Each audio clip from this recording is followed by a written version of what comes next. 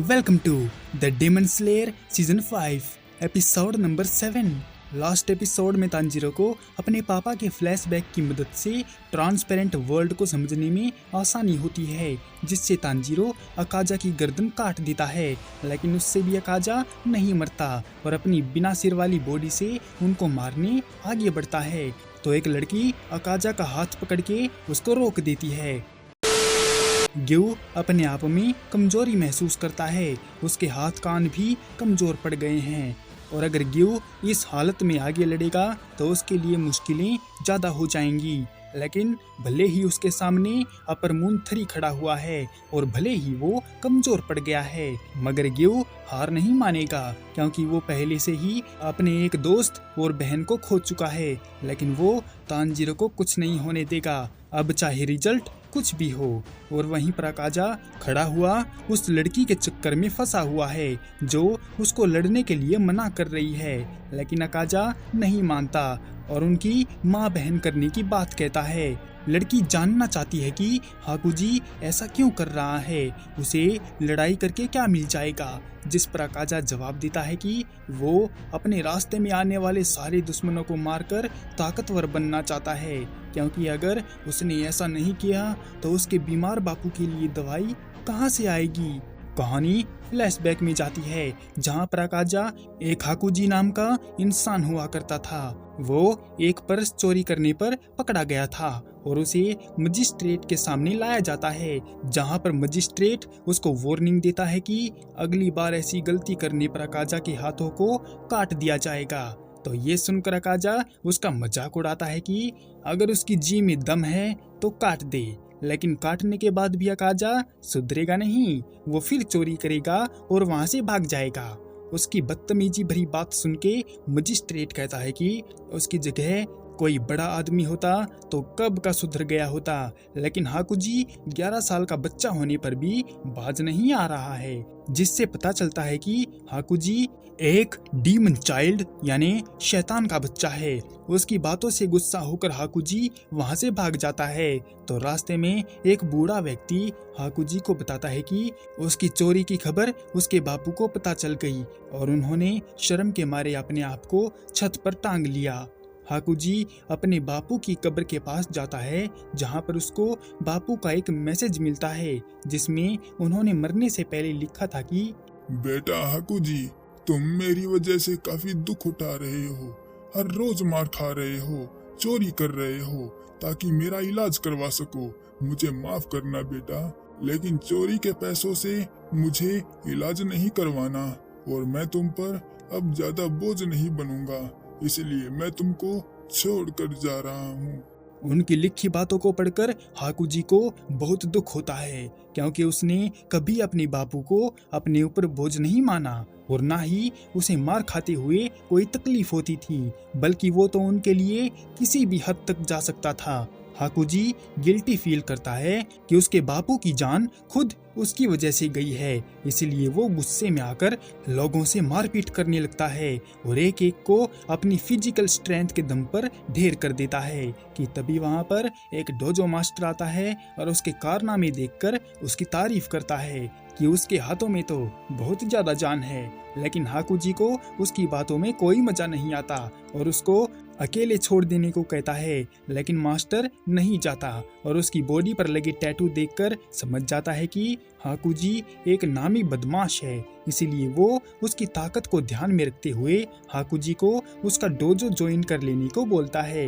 लेकिन हाकुजी को गुस्सा आ जाता है और वो मास्टर को पीटने भागता है, लेकिन मास्टर उसके हर एक अटैक को आसानी से ब्लॉक करके उसको एक बढ़िया सी पटखनी दे देते हैं। इसके बाद मास्टर हाकुजी को अपने घर ले आता है और उसके मार सहन करने की ताकत की तारीफ करता है। मास्टर ने बताया कि वो एक फाइटिंग डोजो चलाता है, लेकिन वो बात अलग है कि उनके पास एक भी स्टूडेंट नहीं है, इसलिए वो जुगाड़ पानी करके अपना खर्चा चलाता है। फिर मास्टर पॉइंट की बात पर आता है और कहता है कि वो थोड़ा बिजी रहता है और उसकी पत्नी भी थोड़ी कमजोर है, इसीलिए वो चाहता है कि उसकी गैर मौजूदगी में हाकुजी उसकी बीमार बेटी का ध्यान रखे। उनकी स्माइल और बातों से अपनी बीती जिंदगी को याद करते अकाजा को तांजीरो की याद आती है कि मास्टर बिल्कुल उसी के जैसे हैं। घर के अंदर मास्टर हाकुजी को अपनी बेटी कोयुकी से मिलवाते हैं जो बिस्तर पर बैठी हुई थी। उसके भोले से मासूम बीमार चेहरे को देखकर हाकुजी को अपने बापू की याद आती है जो उसी की तरह बीमार थे। मास्टर हाकुजी को कोयुकी के पास छोड़कर चला जाता है और जाते टाइम उससे हाकुजी का नाम पूछ लेने को कहता है क्योंकि अभी तक उसने मास्टर को अपना नाम नहीं बताया था। कोयुकी हाकुजी का सूजा हुआ चेहरा देखकर उसकी खैरियत पूछती है तो हाकुजी कुछ नहीं बोलता और अकाजा को लगता है कि उसकी बीती जिंदगी बेकार थी क्योंकि उसने जो वादे कोयुकी को किए थे वो उन्हें नहीं निभा पाया। कोयुकी बिल्कुल ही हाकुजी के बापू की तरह थी, एक बीमार। वो खांसती थी, उसे चक्कर आते थे और पूरे दिन बेड पर लेटे लेटे वो ऊब जाती थी। लेकिन उसे पसंद नहीं कि हाकुजी हर टाइम उसी की देखभाल के चक्कर में अपनी खुशी भूल जाता है, जिस पर हाकुजी को कोई फर्क नहीं पड़ता क्योंकि वो पहले भी ऐसी ही जिंदगी जीता था अपने बापू की सेवा करते हुए। हाकुजी को उसके कपड़े बदलने पड़ते हैं, पूरी रात उसके माथे की पट्टी को चेंज करना पड़ता है। हाकुजी ने नोटिस किया कि कोयुकी बात बात पर रोने लगती है। कोयुकी ने कहा कि हाकुजी हर साल होने वाले इवेंट फायरवर्क्स को देखने चला जाए, लेकिन हाकुजी अकेले नहीं जाना चाहता, वो उसे भी साथ ले जाएगा, अब चाहे इसमें 2 साल लगे या 3 साल।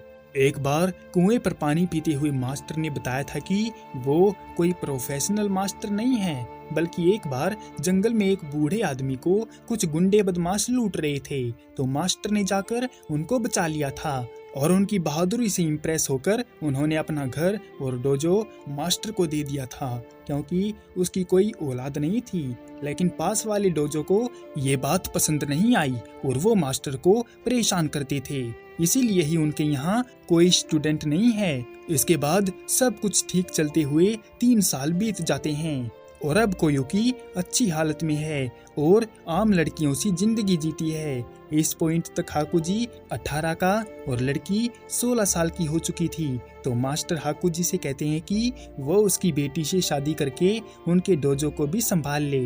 ये सुनकर हाकुजी हैरान हो गया क्योंकि उसने तो कभी सोचा भी नहीं था कि कोई उससे प्यार करता है और उसके साथ घर बसाना चाहता है। हाकुजी को ये सुनकर खुशी होती है और वो इस बात पर राजी हो जाता है और अपने आप से एक प्रॉमिस करता है कि वो इस फैमिली पर कभी आंच नहीं आने देगा। और जब हाकुजी ये खुशी अपने बापू की कब्र पर बताकर घर वापस आ रहा था तो उसे पता चला कि मास्टर और कोयुकी को जहर देकर मार दिया गया है। ये सुनकर हाकुजी को सदमा लगता है कि वो उन्हें नहीं बचा पाया। उसे कल रात वाली बात याद आती है जब वो कोयुकी के साथ फायरवर्क्स देखने के लिए गया हुआ था तो लड़की ने कहा कि उसकी माँ उसकी बीमारी की हालत को सहन नहीं कर पा रही थी, इसीलिए उन्होंने अपने आप को टपका लिया और उसके पापा भी हिम्मत हार चुके थे। लेकिन अब हाकुजी उसकी जिंदगी में आया तो उसे जीने की एक उम्मीद दिखाई दी।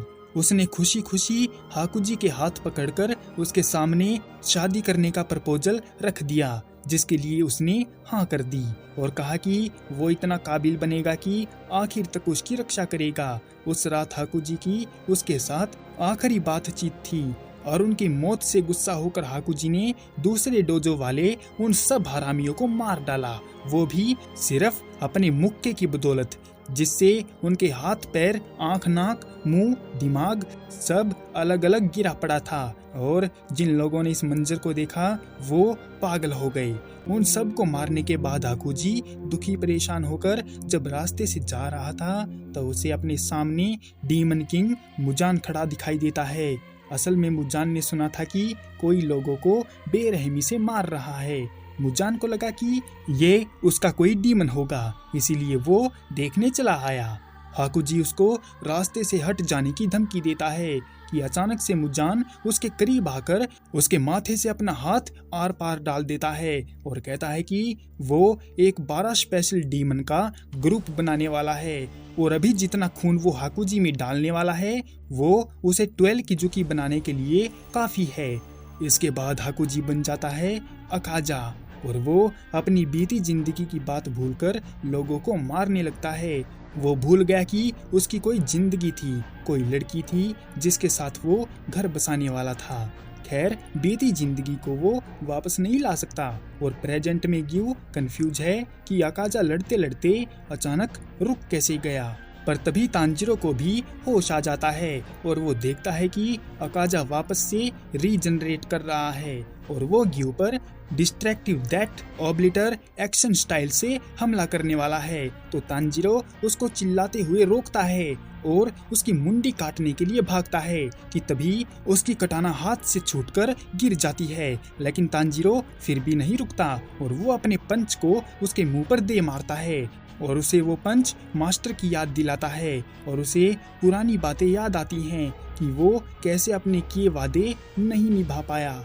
अकाजा फिर से अटैक करने के लिए तैयार होता है और तांजिरो देखता है कि वो ग्यू पर वही हमला करने वाला है जो उसने रेंगोकू पर किया था। तांजिरो को ग्यू की चिंता होती है और वो भागकर ग्यू को बचाने के लिए उसे पकड़कर दूर धकेलता है। उसने एक नजर अकाजा को देखा तो वो तांजिरो की तरफ स्माइल कर रहा था। उसको कुछ समझ नहीं आता और वो दोनों उस जानलेवा अटैक से बच जाते हैं। तांजिरो देखता है कि वो अटैक अकाजा ने अपने ऊपर किया था जिससे उसकी बॉडी के चीथड़े उड़ गए हैं। तांजिरो समझा नहीं कि उसने ऐसा क्यों किया और एक पल के लिए तो उसके मन में अकाजा के लिए रिस्पेक्ट बन गई थी। अकाजा वापस से हील होने लगता है तो लड़की की आवाज उसको ऐसा करने से रोक देती है। अकाजा थोड़ी दूर जाकर खड़ा हो जाता है और अपने बापू से माफी मांगने लगता है कि वो अच्छा इंसान नहीं बन पाया, जिस पर उसके बापू उसके सिर पर प्यार से हाथ रखते हैं। अकाजा ने महसूस किया कि हाथ उसके मास्टर का है जो कह रहे हैं कि भले ही याकुजी डीमन बन गया है लेकिन वो हमेशा उसके साथ रहेंगे। अकाजा को ये सुनकर शांति मिलती है मगर एक पल में सब बदल गया जब उसने देखा कि ये हाथ मुजान का है जो उसके बाल पकड़कर कह रहा है कि क्या अकाजा भूल गया है कि उसको सबसे स्ट्रॉन्ग बनना है। उसकी बात सुनकर अकाजा फिर से रीजनरेट करने लगता है कि तभी कोयुकी आकर उसको रोक देती है और कहती है कि उसे अब रुक जाना चाहिए, वो थक चुका है। लेकिन मुजान अभी भी उसको उकसा रहा है मगर अकाजा उसकी एक नहीं सुनता और हाकुजी बनकर कोयुकी के गले लग जाता है और फूट फूट कर रोने लगता है और अपनी गलती के लिए माफी मांगता है कि वो उसकी जान नहीं बचा पाया और अपना वादा भी पूरा नहीं कर पाया, जिस पर कोयुकी उसको माफ कर देती है और वो खुश है कि उसका हाकुजी वापस लौट आया है। लेकिन वो रोते हुए हाकुजी को अपने हम सफर के तौर पर हायर कर लेती है, जिसे सुनकर अकाजा अपनी रीजनरेटिंग को रोक देता है और तांजिरो ने देखा कि अकाजा की बॉडी अब जलने लगी है और अकाजा अपने बापू मास्टर कोयुकी की वजह से हार मान लेता है और तांजिरो की आंखों के सामने जलकर राख हो जाता है। उसके मरते ही तांजिरो थकने की वजह से औंधे मुंह कैसल पर गिर जाता है और कासुगाई अनाउंस कर देता है कि ग्यू और तांजिरो के एफर्ट ने अपर मून 3 अकाजा को हरा दिया है और इन्फिनिटी कैसल की किसी जगह पर अपर मून 1 कोकुशिबू को अकाजा की प्रेजेंस महसूस नहीं होती तो वो समझ जाता है कि अकाजा खत्म हो चुका है और कोकुशिबू उसको एक कमजोर डीमन बुलाता है। लेकिन अपर मून 1 कोई कमजोर नहीं है, वो उनको मार डालेगा। इसी के साथ the end of demon slayer season 5 episode number 7। तो मिलते हैं इसकी अगली इंटरेस्टिंग फाइट डोमा वर्सेस कनाओ और हाशिबिरा इनोसुके में। तब तक के लिए सायोनारा।